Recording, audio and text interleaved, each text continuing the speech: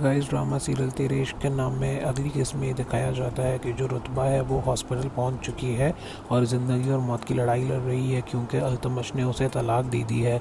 आप लोगों ने देखा होगा कि रुखसती के ऐन वक्त पे अल्तमश उसे तलाक दे देता है और जो खुर्शीद होता है वो हॉस्पिटल उसे ले आता है और उसके लिए परेशान होता है क्योंकि खुर्शीद बहुत मोहब्बत करता है रुतबा से। और जो अस्का उसकी कज़न है, क्योंकि वो चाहती यही थी, अस्का जो है वो अल्तमश को पसंद करती थी और इसलिए वो चाहती थी अल्तमश जो है रुतबा को छोड़ दे। और वहाँ अल्तमश के घर में जहाँ शादी का मंजर होना चाहिए था वहाँ अब क़यामत का मंजर नज़र आ रहा है क्योंकि अल्तमश ने जो है वो रुतबा को तलाक दे दी है।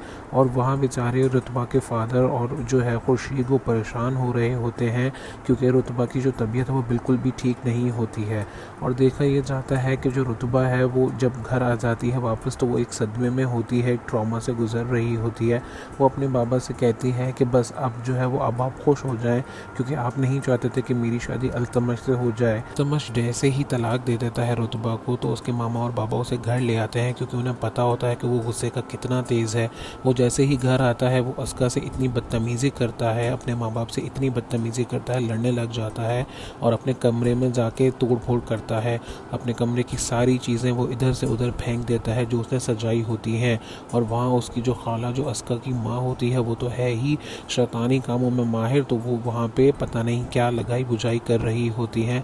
वो अपनी बहन को भी भड़का रही होती हैं और फिर अस्का जान के अपनी जगह बनाने के लिए जो है वो अल्तमश के पास चले जाती है और अपनी जगह बनाने की कोशिश करती है। अस्का जैसे ही कमरे में जाती है और वो टाई को जो है वो अपने गले से लगा देती है जो कि अल्तमश की होती है।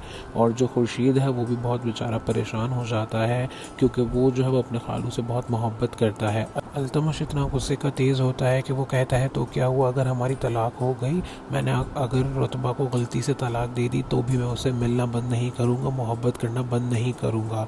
वहाँ जो है वो रुतबा के बाबा उसे समझा रहे होते हैं कि जो हुआ सो हुआ, अब तुम इन चीज़ों से निकल आओ।